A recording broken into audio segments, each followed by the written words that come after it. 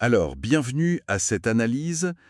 On plonge aujourd'hui dans les idées assez fascinantes de Graham Hancock sur d'anciennes civilisations nord-américaines. Son livre La clé de la civilisation perdue. Oui, tout à fait. Le cœur de sa thèse, c'est que l'humanité préhistorique, elle était peut-être bien plus avancée qu'on le pense. Plus avancé, c'est-à-dire. Il postule en gros l'existence d'une sorte de civilisation mère, très sophistiquée, qui aurait disparu lors d'un cataclysme. Ça remonterait à la fin de l'ère glaciaire, il y a plus de 12 000 ans. D'accord. Et les bâtisseurs de tumulus en Amérique du Nord seraient des héritiers lointains. C'est l'idée, oui. Une sorte d'héritage fragmenté. Bon, notre but ici, c'est d'extraire un peu la substance de tout ça. Qu'est-ce que Hancock avance sur ces bâtisseurs, leur construction, et ses liens possibles avec un savoir très ancien? Et pour commencer, il faut parler de l'échelle. L'échelle de leur construction. C'est Ah oui, c'est monumental. Quand on pense à Cahokia. exactement. Cahokia, le tumulus des moines. Voilà. Sa base, elle est plus étendue que celle de certaines grandes pyramides en Égypte. C'est énorme. C'est énorme. Ou prenez des sites comme Newark ou High Bank dans l'Ohio. Là, on parle d'une géométrie terrestre incroyablement complexe. Complexe comment? On a des octogones immenses, des cercles parfaits, et même cette tentative de réaliser la quadrature du cercle, à une échelle gigantesque. Un vieux défi mathématique intégré dans le paysage. Et ça, c'est pas tout. Il y a aussi Poverty Point, en Louisiane. Ça bouscule un peu les idées, non? Ah oui, carrément. C'est un site énorme, construit il y a plus de 3400 ans, par des chasseurs-cueilleurs. Donc, pas une société agricole avancée, selon les critères habituels. Voilà. Ça montre qu'ils pouvaient déjà organiser des travaux d'une ampleur considérable sans être forcément agriculteurs sédentaires au sens classique. Et ce qui rend ces sites encore plus intrigants, c'est leur connaissance du ciel. Absolument.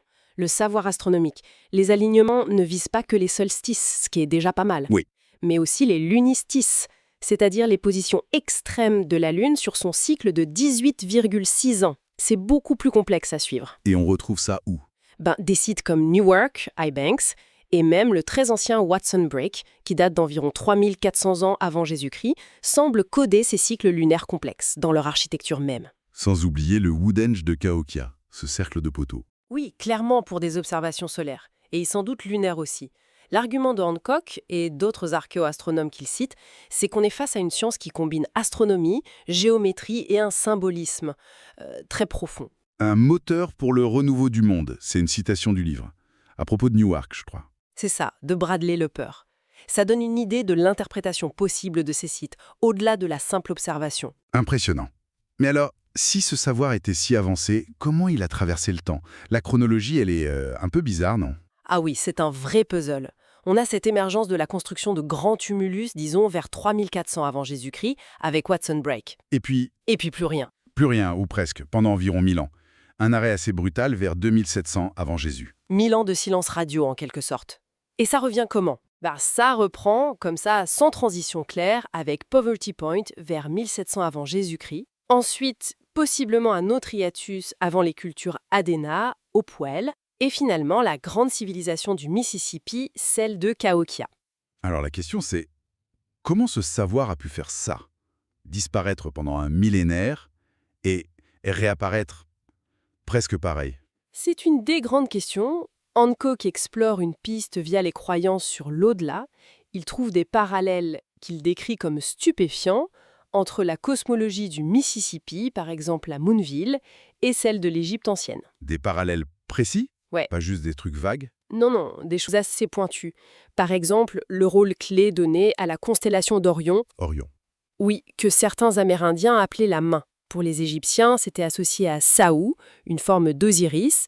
Dans les deux cas, c'est lié au destin de l'âme après la mort. D'accord. Quoi d'autre? La Voie lactée, vue comme un chemin, une rivière pour les âmes, l'idée d'un voyage post-mortem, dangereux, avec des épreuves à passer. Ou encore cette notion assez complexe d'une âme double. Une partie reste liée au corps, l'autre voyage. C'est troublant comme similitude. Il cite aussi des motifs, non? La briseuse de crâne, l'homme-oiseau. Tout à fait. La briseuse de crâne, une figure féminine puissante, la panthère aquatique, qui pourrait faire écho au sphinx égyptien, l'homme-oiseau qui rappelle Horus. C'est vrai que ça fait beaucoup pour de simples coïncidences, selon lui. Donc son hypothèse centrale, c'est quoi? Pas des contacts directs entre Égyptiens et Amérindiens. Non, il écarte ça. Pour lui, ça remonte beaucoup plus loin. Ce serait un héritage commun. D'une civilisation mère. Voilà, une civilisation source, perdue, antérieure à la séparation entre ancien et nouveau monde.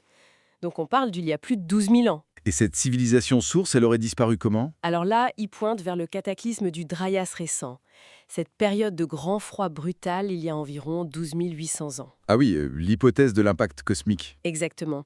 Il s'appuie sur les travaux du Comet Research Group qui suggèrent qu'un impact majeur, peut-être des fragments de comètes, aurait causé des extinctions massives, un énorme bouleversement climatique et aurait pu balayer cette civilisation avancée. Bon, il faut quand même préciser que tout ça, c'est assez controversé dans le monde scientifique. Ah oui, bien sûr.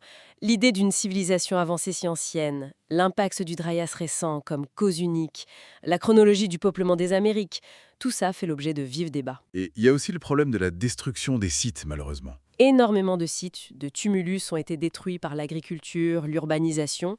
C'est une perte immense qui rend la recherche très difficile.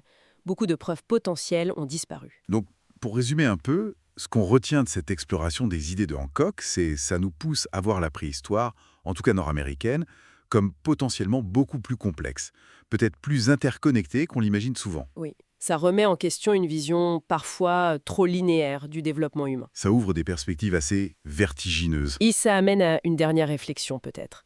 Si un savoir aussi sophistiqué, astronomique, géométrique, spirituel a pu être encodé dans des ouvrages de terre et survivre ou ressurgir sur des milliers d'années, Oui, on peut se demander quelles autres connaissances, quelles autres capacités humaines, peut-être même liées à la conscience, comme le suggère aussi Hancock, sommeillent dans notre lointain passé.